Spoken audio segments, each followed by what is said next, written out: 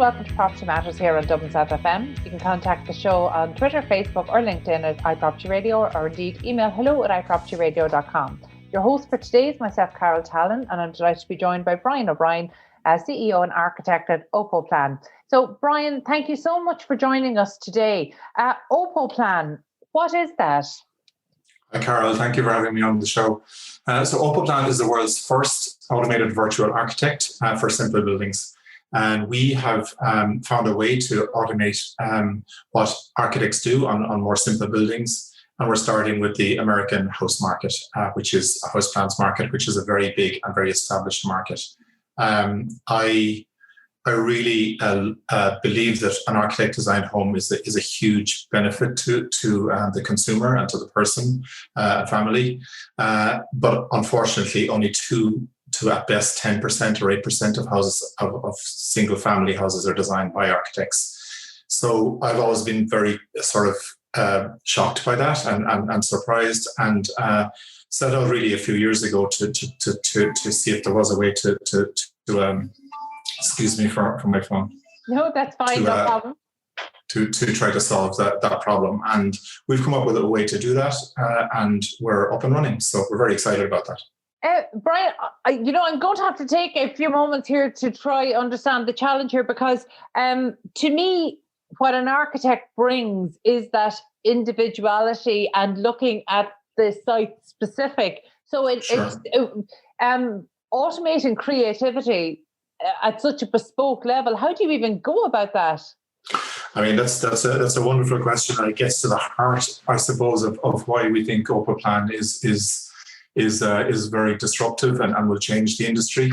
So my experience over 20 years as a client-facing architect, project by project, has been exactly what you said. It is a very bespoke, creative, iterative process. However, we do at the beginning of projects and for simpler projects, a lot of what we do is actually quite systemized. The way we analyze where the sun is, where the view is, where the slope is. And I'm talking about simpler buildings, obviously. So we actually have found a way to do that. I'm obviously not going to reveal all of the ways that we do it underneath the hood. But the secret sauce is what we call a design decision system. And that then speaks to an analysis of the site and an analysis of the customer's brief, which they give us in our online interface. So they actually give us a lot of parameters. We then analyze those using techniques that we have turned into code. And then we take our system and we produce a design for them from a series of template designs and seed designs. And then we modify them and adjust them and deliver them to the customer. And they're a pretty good approximation of what an architect will do at the early stage. It is certainly not the entire process that an architect goes through, and it is absolutely not the equivalent of the full service an architect will do. But given that 90% of people don't really get to go near an architect at all, we think there's a huge market for that sort of Pareto principle type solution, the 80-20 solution, I guess. Well, actually, that's really interesting, because I wasn't aware of those figures, as in of homes that are designed by an architect, as opposed to maybe a more engineered solution. But for Opoplan, who's the intended customer here? So our customers are actually the end user, the end customer, the family that is building their own home. And it's very interesting. The American market is very different to the Irish market. We're sitting here in Ireland talking this through. But in the States, there's 1 million single-family new homes built every year. About 40% of those are done by developers, and about 2 to 8%, depending on the figures, are designed by architects. So in between, we have around 500,000 that are designed by, or not designed at all, by somebody else, or not designed at all. Would that be what we would say in Ireland? Are these self-builders? Yeah, they sort of are self-builders, but really they're self-developers, in that they find a lot. They usually a property that's old, they tear it down, and then they bring in a builder to build a new home to a plan they found somewhere. And quite often online. There's a huge industry in the States of online plans. Mm-hmm. And that's really the industry we're going after and we're trying to disrupt, because it's quite archaic And it really doesn't use modern technology or analysis or AI or visualization. So we're really trying to get in there and help people to get a much better design that's much closer to the service they would get from an architect. But more importantly, it'll be closer to their budget or on their budget. It will fit on their site. Believe it or not, about over half of the houses house plans that people buy from online sources currently don't fit on their lot, and over 70% don't fit on their budget. And that is just not acceptable or necessary with the technology that's around and available now, and the technology we have. So that's sort of, and then most people don't really understand their plans anyway. So we are helping to bridge that gap by the fact that everything we do is in 3D. And it's a self-exploring 3D inside your own browser. So that's how we deliver our designs. Okay, and actually, as somebody who I would fall into that category of not understanding the plans and having difficulty reading the plans, so actually immersive technologies and even kind of a 3D and even CGI images to a certain extent, I find a great aid. But just, I suppose, to help us understand the problem a little bit more, why are people not engaging architects? Is it a value? Is it a cost issue? Or is it that they don't see the value if they have looked at a house and they think, I'd like this, take a photograph of it, send it to the builder and say, can you build me this? Is it a cost issue or a lack of understanding around the value? I think it's a bit of both. But first to the numbers, in the States, there's at most about 200,000 architects. And we just said there's about 500,000 houses needing to be designed. So if every architect was doing 2 or 3 houses a year, they'd be doing nothing else. So there just aren't enough architects. And I suppose that's also because the fees that an architect needs to charge, and I understand why they need to charge them, are just not within the reach of most people who are trying to build a $200,000-$300,000 home in the US. Now, there is huge parts of the US where people are spending a lot more money and they are bringing in architects, and those are more complex, larger cities or more expensive areas. So that's where a lot of the efforts that architects are involved is going.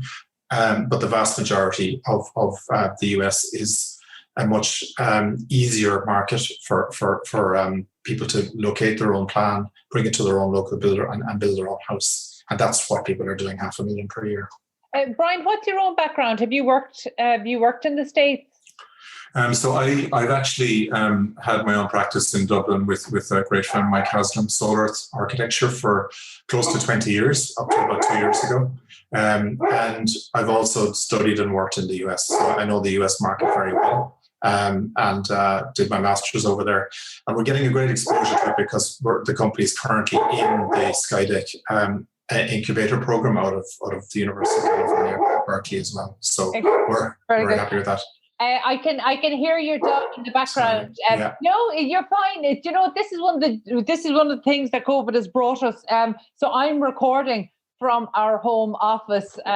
My dogs are generally very quiet though, so I get to be a little bit smug about that. What kind of dog do you have there, Brian? So we have a lovely a Swiss Shepherd, which we just got from a rescue about 3 months ago. Beautiful. And she's the sweetest thing, but she does bark when the postman comes. So that's what she just started to suspect. Yeah. No, actually, we always talk about moving towards a more holistic way of life. And actually, I think despite it happening through technology, I think COVID has really done that. It's actually broken down the parts of our lives because everything is converging. So actually, I always think it's a really interesting dynamic. So don't ever apologize. Don't ever apologize for kids or dogs, whatever about anything else. But Brian, so you're coming from this with an understanding of how the marketplace there works. Do you think a solution like that would ever work in Ireland, or is this not a focus because it's interesting? We talk about. I mean, there are very different challenges in Ireland. For instance, in the US, we say that in those areas outside the big cities, the barriers to build are very low, which is why we have focused our business over there. By which I mean, to build in most places, you need a permit. Not planning permission, you need a permit, and a permit takes a local engineer 2 or 3 hours, and it's literally a series of calculations about beams of traffic and so on.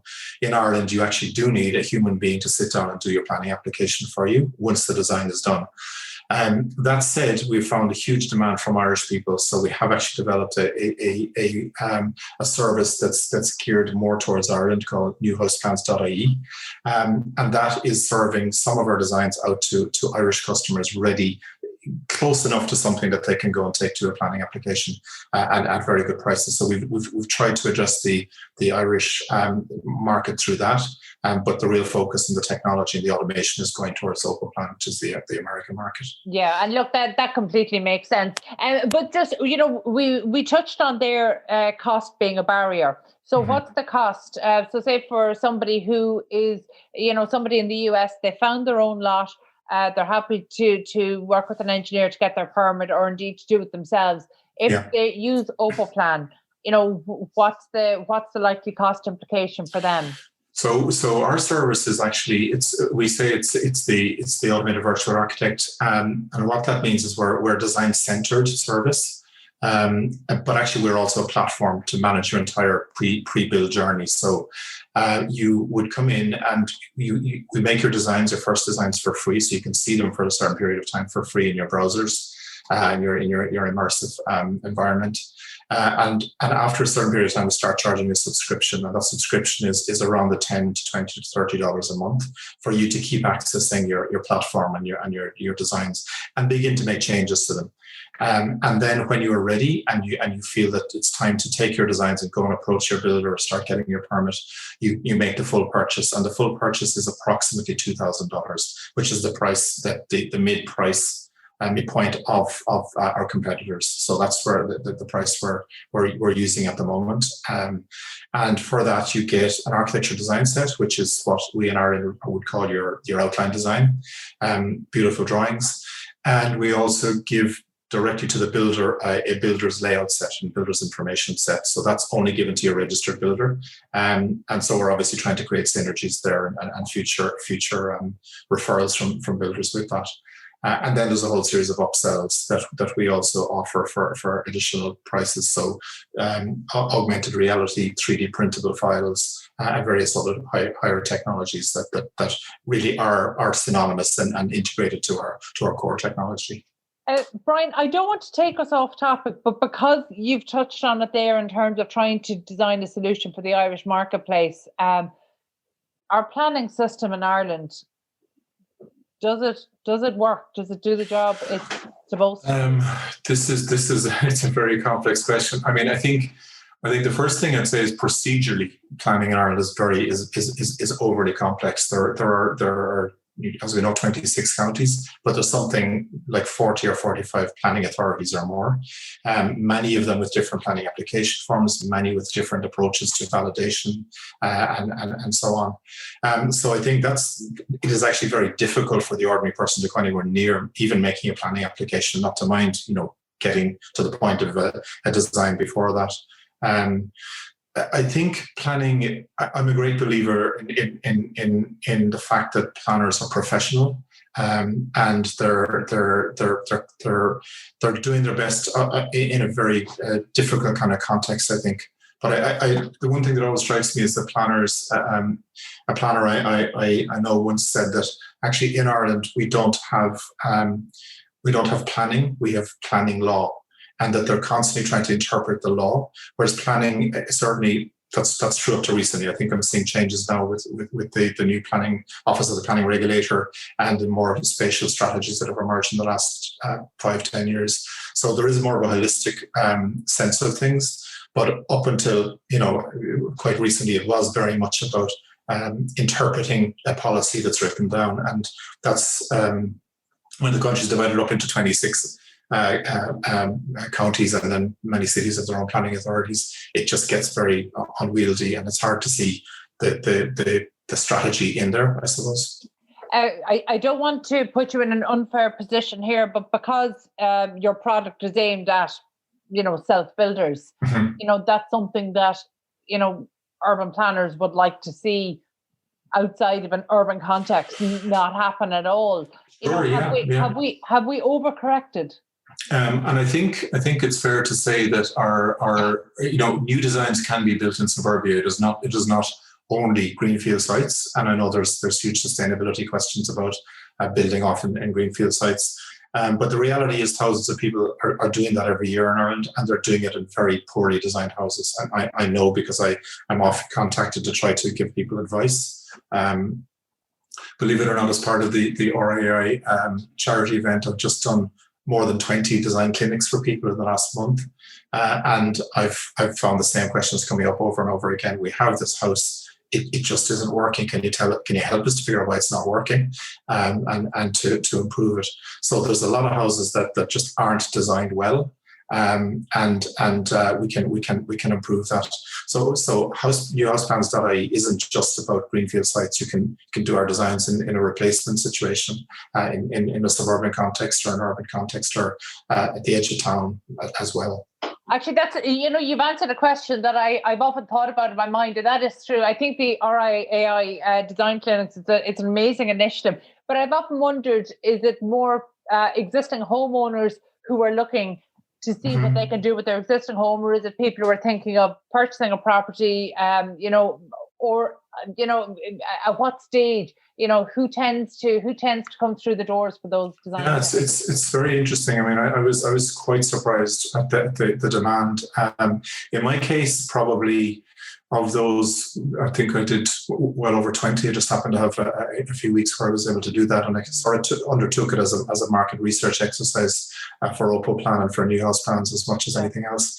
3 or 4 of those families would have been trying to do a new build, and the rest were trying to do quite a medium or a radical overhaul to their house. So that was the sort of mix of it.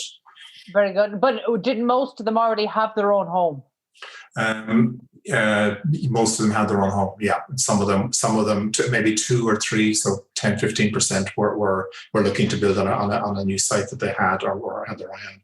Okay, I think that's really interesting to hear you talk about that in the context of market research, or if you're going through accelerator programs, they probably term that client discovery. Customer discovery. Yeah. We've done our rounds of those, and that's always a really interesting one. So, whether the client discovery is in Ireland or in the US, we're hearing about trends post-COVID as a move away from open plan, even in our domestic homes.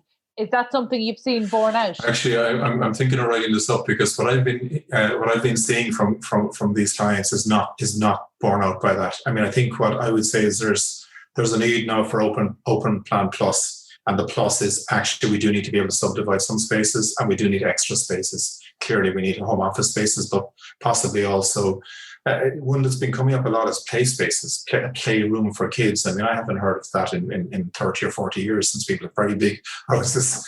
What do you mean, as in a separate space for kids? Either a separate space, and the way I'm imagining it, and from talking to people, it's where there's a lovely carpet laid down, and the toys are brought out, and there's cabinets for the toys to be put back into at the end of the play session.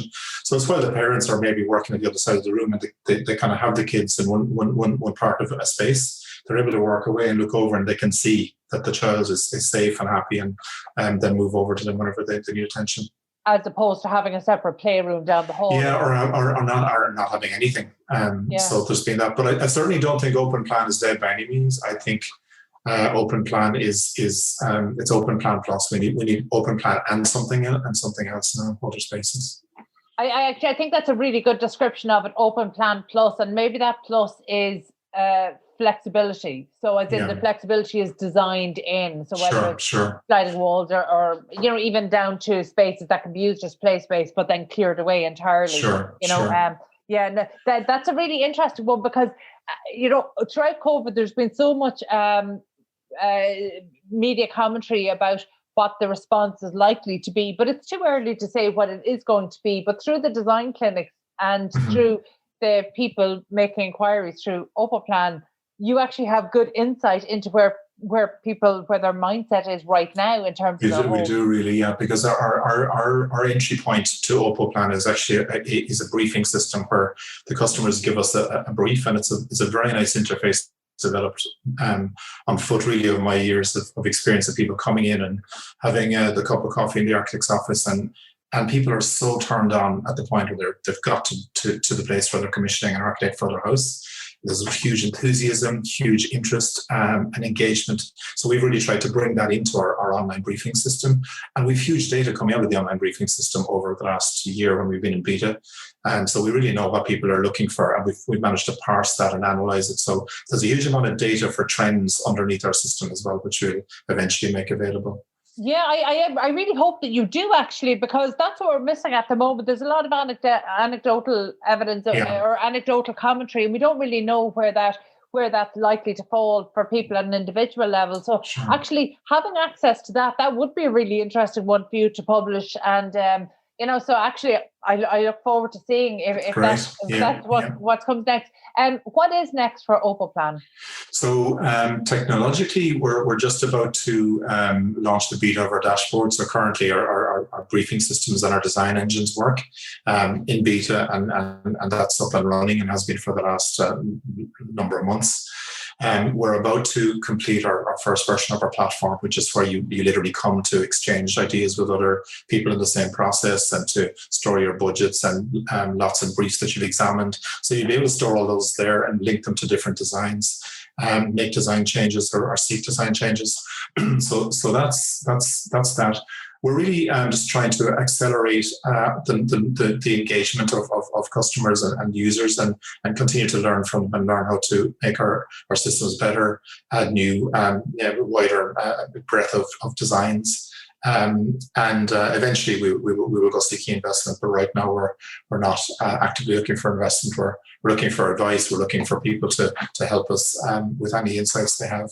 So that's where we are. That's funny when you say you're not looking for funding, but you are looking for advice. There is this old adage around VC funding for startups. This piece of advice: if you're looking for money, ask for advice. But if you're looking for advice, ask for money. Maybe there's something in that. There is. Brian, it's an interesting concept, and as you mentioned there, you are sitting on some really interesting information in terms of trends that I think would definitely be interesting to explore. If that was something you were open to, it was so interesting to see that data. But from one of the larger kind of takeaways from this conversation is maybe about the planning system in Ireland. We know there's changes afoot. What those changes are likely to be, we don't know. I don't think they're going to go down the route of making it easier for self-builders. That's, as a farmer's daughter who believes everybody should be able to live off grid in the fields, that's something I struggle with. But I know I'm in the minority. And it does bring up a lot of difficult subjects, I think. But I mean, to be fair to planners, there is a huge scale problem, and developers. We need a lot more housing supply. And it's not houses, it's housing, it's apartments. And we need to do something about the main streets of our towns. There's tens of thousands of potential units sitting above shops all over this country. And the benefits that would bring to the town, to the people, but there's city technical problems that can only be solved one by one. And that needs a system. That needs a grant system, a VAT relief system. But there's a lot of scope in there, and we can't always be looking to new build. There's a lot of assets sitting around empty. Brian, you touched on something very important. Before we finish up, apartments are of course homes, but have we taken a step backwards in Ireland over the last week in the government maybe not acknowledging that? I'm sort of trying to remember the whole justification for allowing the REITs and the other funds in, and I don't want to really go back there because I can't say I have a full grasp of it, but I do know that apartments, when designed well, and I think the mistake we made was about 3 years ago when we reduced the size of the apartments in the bottom of the recession, and that I think is a big problem. But apartments are only part of it. And if we look at our European friends that live in apartments all their whole lives, they have security of tenure, which we know. Not only that, though, on every street corner there's a playground, and that's the pocket parks and playgrounds and public transport. Those are all the things you need. Of course, COVID really showed us we need to be able to get out of our houses as well. So the public realm and the city planning has to be work for the apartments as well. It's not just everything inside the gate of the development. So I think that I'm quite passionate about city planning as well. And it seems to me that the whole thing of you should really not have to cross the main street to get to a playground if you're in an apartment. And a main street, I think, is more than two lanes of traffic, two rows of streets, carriages of traffic. Yeah, look, if there was one solution, it would be much easier to find it, wouldn't it? Yeah, indeed. The problem is there are so many. Listen, Brian, thank you so much for being so generous with your time today. That Wonderful. was Brian O'Brien, CEO and architect of Opoplan. We need to take a quick break. Stay tuned. 93.9 Dublin South FM. Welcome back to Property Matters on Dublin South FM with myself, Carol Tallon. You can contact us on Twitter at iPropertyRadio or indeed email hello@iPropertyRadio.com. So now I'm delighted to be joined by Milan Zahradnik, and he's founder and CEO of Propster. Milan, thank you so much for joining us today. We're going to get into this later today, but today is a big day for Propster. Yes, indeed, it's true. Also, thank you for having me. We just announced our seed round. We raised 3 million in our seed round. And I'm super excited, actually. So you don't see it right now. Listen, we want to see the excitement, but we also want to see the process behind it, because in Ireland, it's something we talk about a lot, but in Ireland, we have a slower fundraising and our, once we're getting to levels above a couple of million, then any of our startups have to leave Ireland. So actually, you've got quite an international base as well. But let's start by talking about Propster. What is Propster? I think you just compared, you just said Ireland. I think it's quite comparable with Austria. We started in Austria. It's also a smaller country. And for us as a startup, if you want to build something global or international, you have to go outside of Austria. But still, it's a good country, to have kind of, let's say, proof of market, proof of concept. And this is what we achieved quite early. The story behind Propster is also quite interesting. So I'm working in the real estate industry for more than 15 years already. And Propster was actually bootstrapped out of one of my former companies. I had a digital advertising agency with focusing on real estate digitization.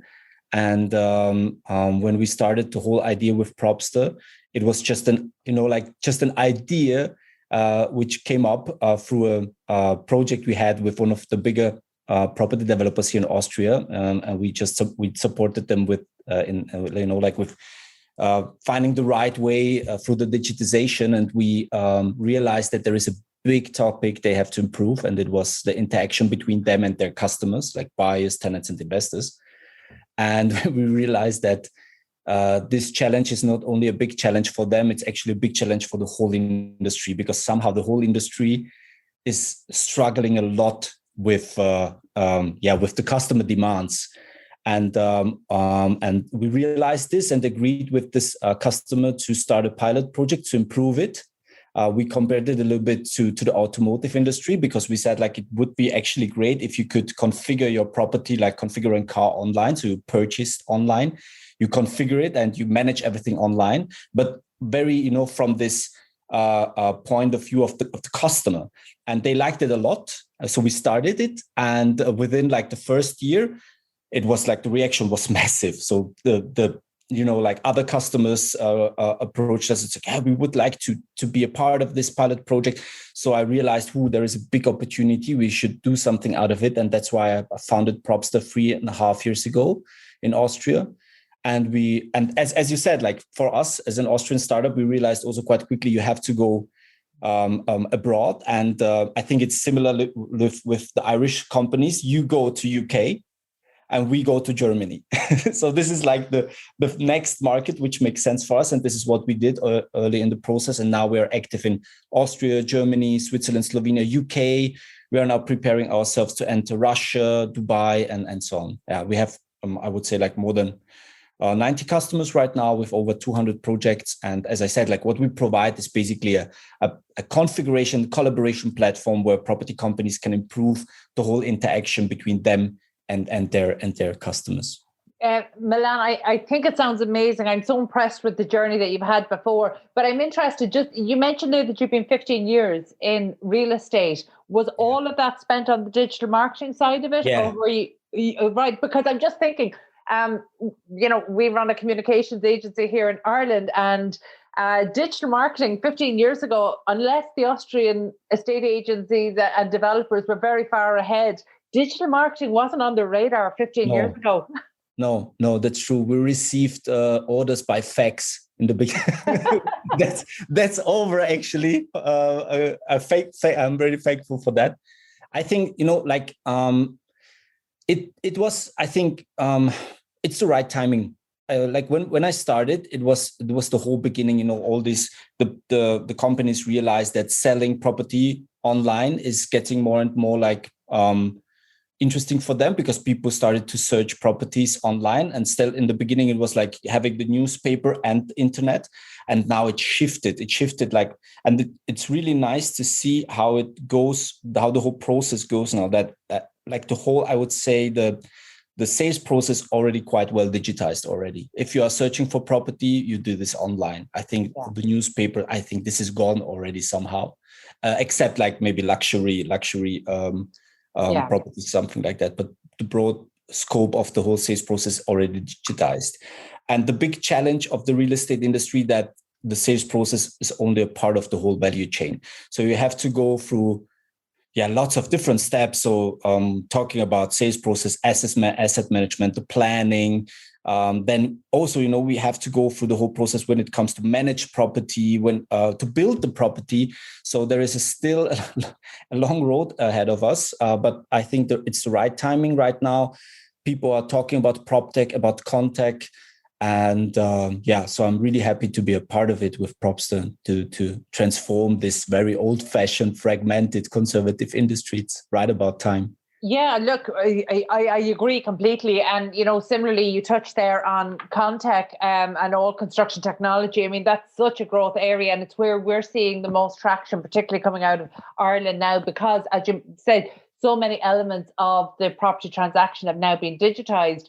So just in terms of Propster, talk me through your client base. So who are the early clients of Propster? Yeah, so basically our main clients are property developers, construction companies, general contractors, general planners, and it's mostly the sales department, or also like the customer relations department.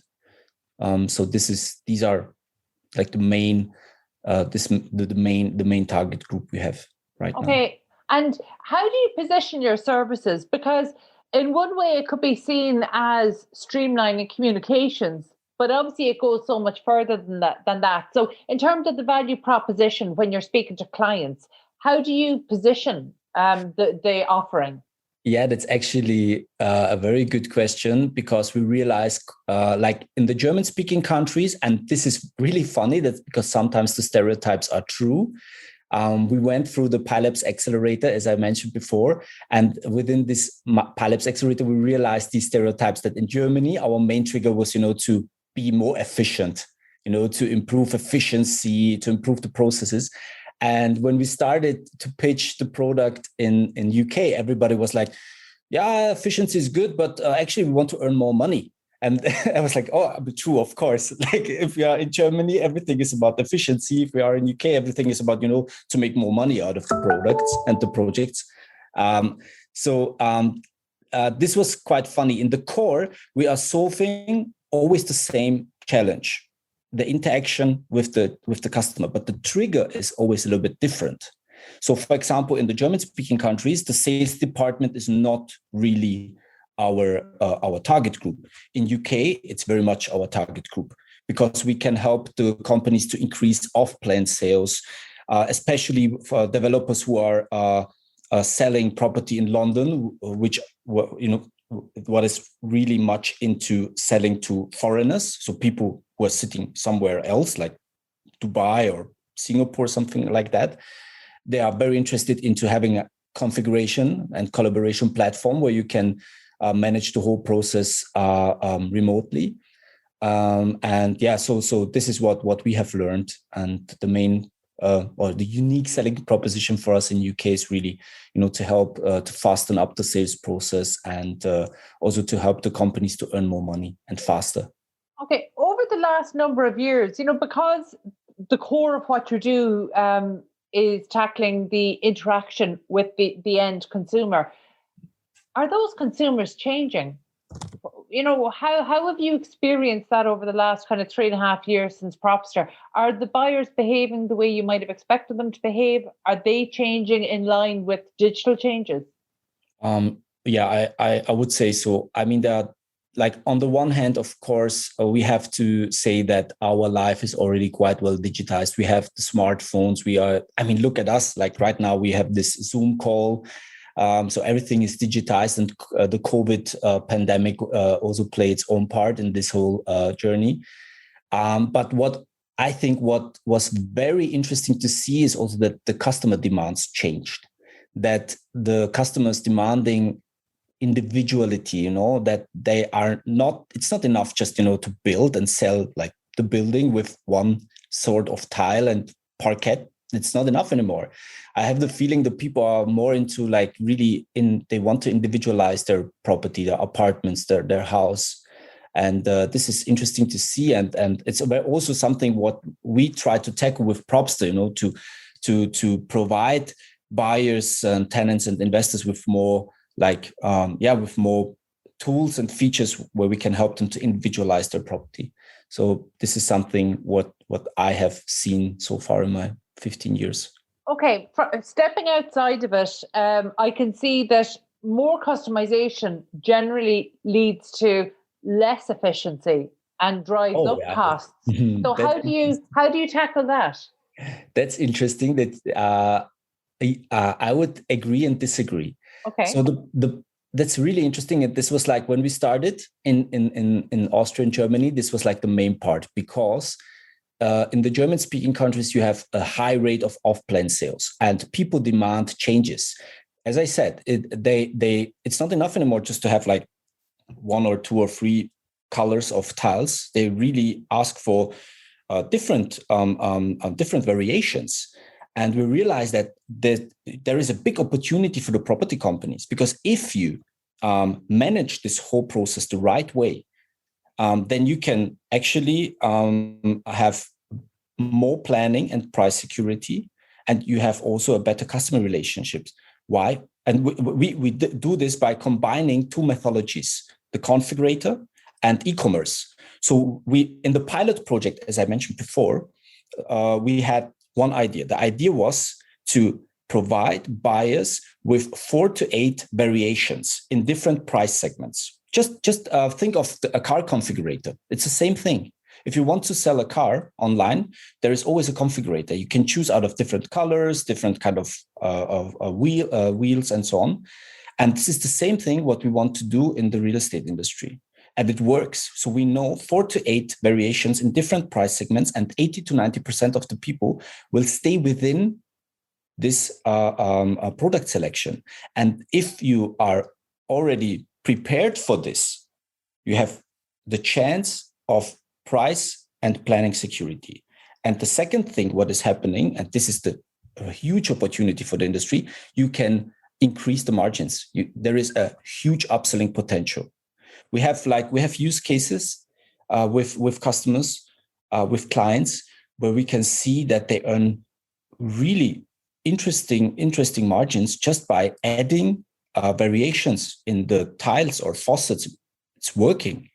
So I think, and this is, I understand the industry, of course. Like if you're building, like, let's say 50 years the same, nothing really changed, then it's really hard to change something.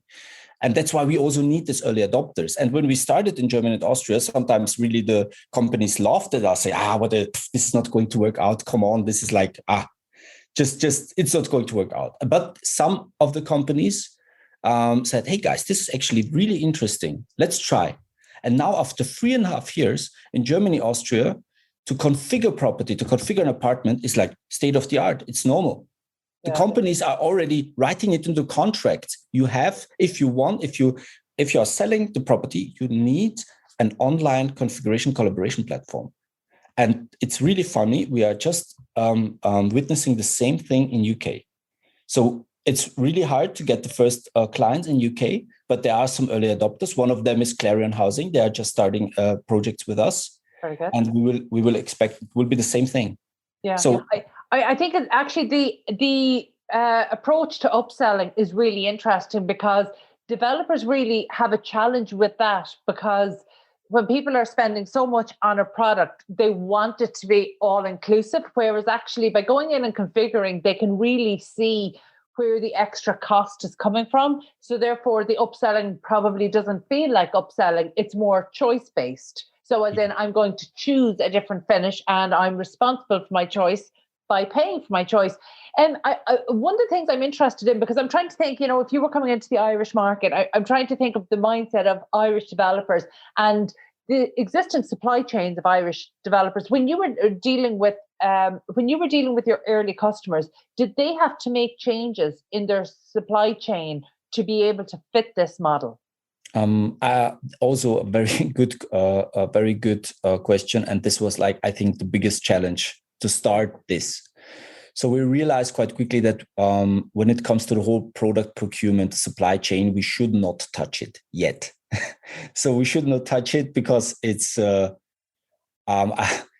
really hard to disrupt this. It will happen in the future, but not now. So what we try to do, and I think that this is what was very helpful to work in the industry for more than 15 years, that you cannot just disrupt this industry from one day to another. It doesn't work out.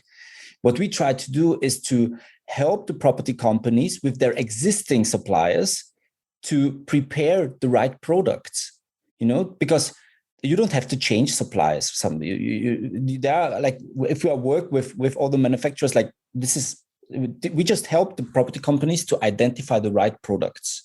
Mm-hmm. And this is what we're doing. So basically, one of our key innovations in our product is that we use demographic data to provide the property companies with the right product choices. So when property companies start with Propster, they just tell us where is the building, where it's located.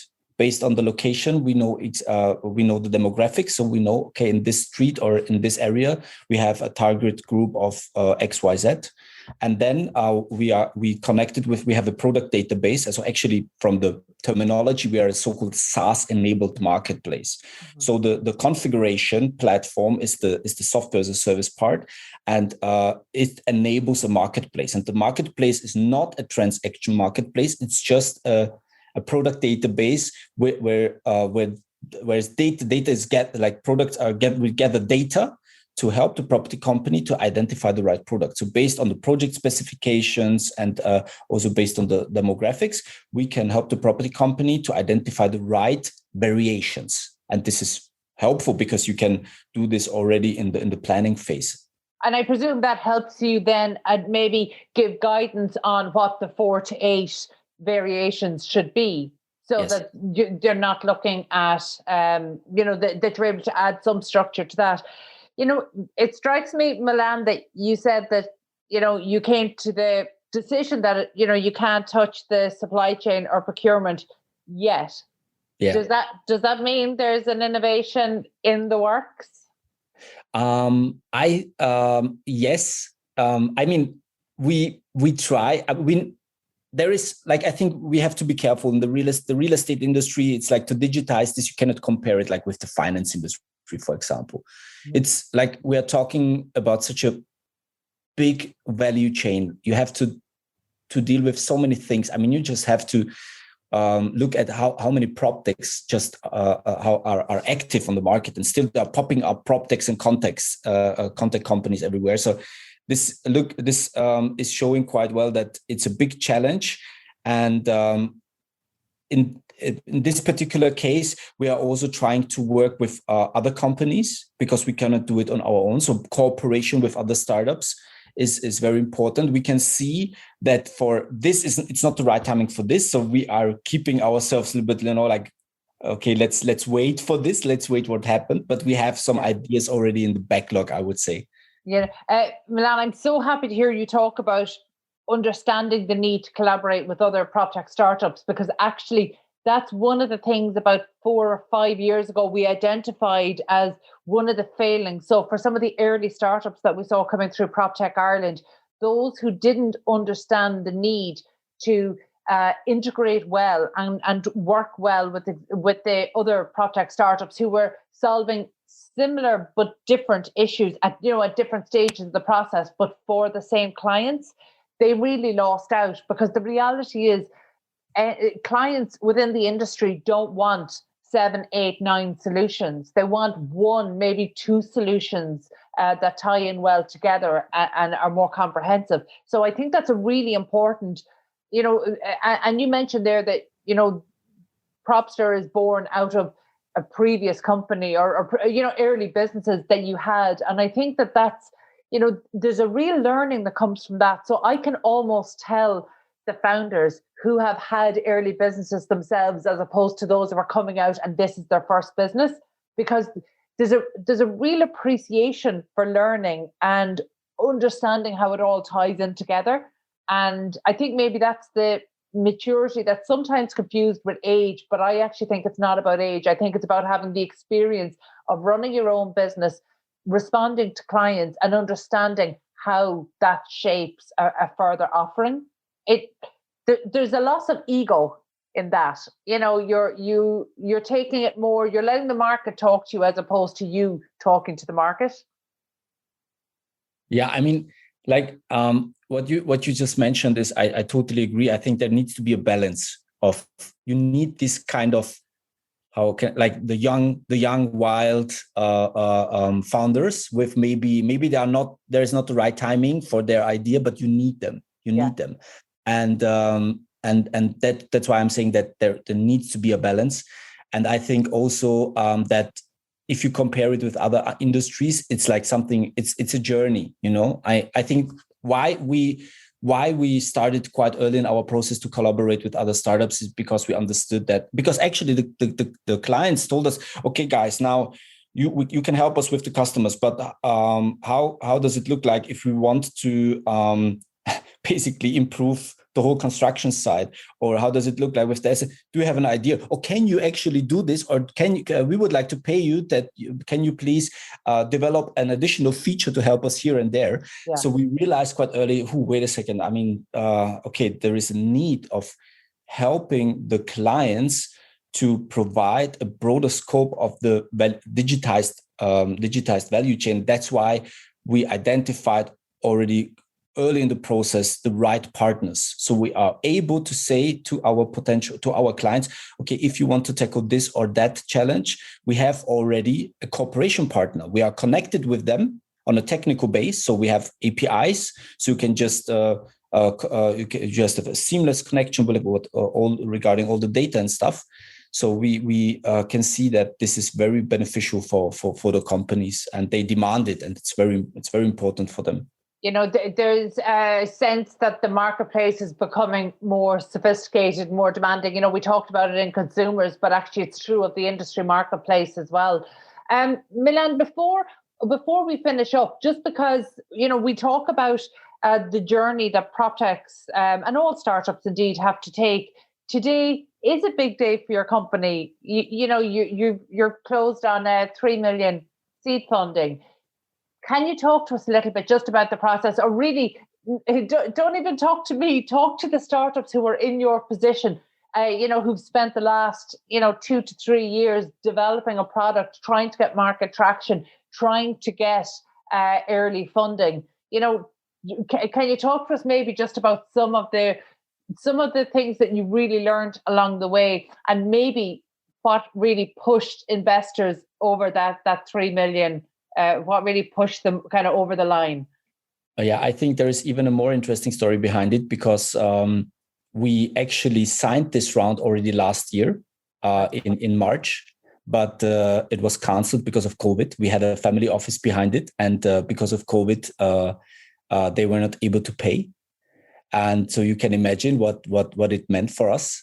So we needed to start the whole fundraising again. And that's why it was like a big challenge to fundraise again in the COVID pandemic. Fortunately for us, the COVID pandemic had a big boost for our business, because our product is all about working remotely with customers, working remotely with other project participants. And so we saw after summer 2020, when the whole craziness was a little bit over, like everybody understood, okay, wait a second, it's that the world is not going to end here now. we have to deal with this. And there are also some opportunities. The business went really well. And I think this was a very important part to raise actually a bigger round than we signed in March 2020. That's interesting. Was that based on market traction? Yes, yeah, it was. And what was also very interesting is that we closed the whole round through Zoom. We never met the investors. This was also, we never met our clients. We never met them personally. Before COVID, it was impossible to acquire clients through Zoom because it was just like the people were like, oh, no, we are not using it. Like this old fashioned, I want to meet you, I want to shake your hand. Yeah. And now after COVID, like 95% of our clients, we acquired them through Zoom. So this was a game changer. And I think also the investors realized that. And the combination of this and also our traction helped us a lot, to basically build a really, really nice consortium. We have now lead investors from UK with Pilabs, France with Axeleo, and Austria with AWS. And this is, I guess, also the reason why I would say we are more winners out of the COVID. And you asked me for advice for other startups.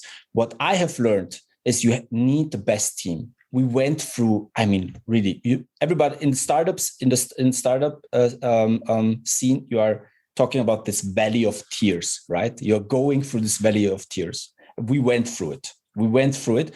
And you're going through this only with the best team. So you need to make sure you have the best co-founders, the best team, because if you have to go through such tough times, and then it's really about surviving. It sounds hard, but it's really about surviving.